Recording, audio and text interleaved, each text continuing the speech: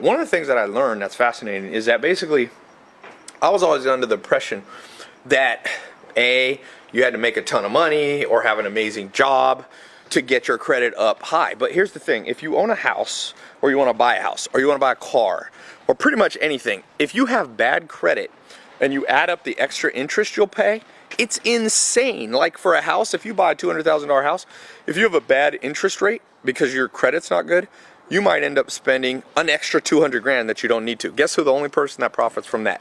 Credit card companies and the banks. I was growing up, I went through public school and did a little private school, some homeschooling. Nobody ever taught me about one of the most important things. You want to get real estate? You want to be able to buy a car and not pay literally double the amount of money? You need good credit. That's not even talking about all the free travel miles you can get.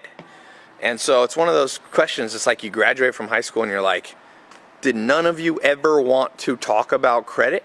It's not that complicated, but there's a lot of tricks to building good credit. I remember when my credit was like, I don't know, 600, 550 once, I think. And over time you build it up and you end up, I think now I'm like 800. And it's not just because some people go, oh, well, Ty, you have businesses now, you make more money, it's easier. It's not true. I met a guy, one of my followers, his name is Steven.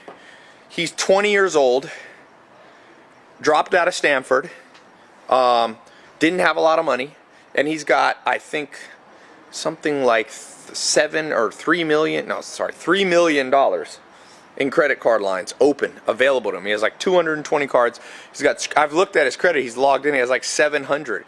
And I asked him, how did you do that? And he said, I reverse engineered the system. Like, there's loopholes in the system, and they're not shady ones.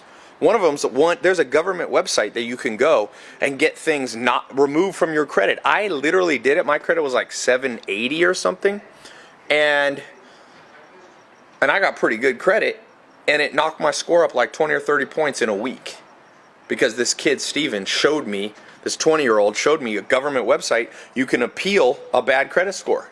Now, it doesn't work for everybody, but it like works more than you think.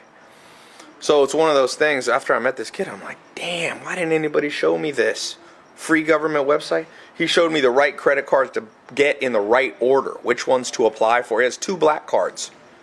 He travels free everywhere. First class. He stays at the Ritz Carlton when he comes visits here in Los Angeles.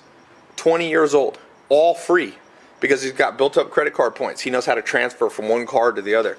It's wild. I'm going to put a link. You got to go watch. He came to the house. I recorded an interview with him. Free info. Click the link. It's in one of the corners here or it's down below in the description.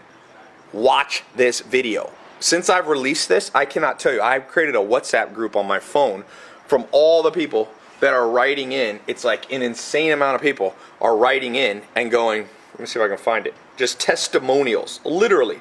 People are like, dude, I watched that video with Steven.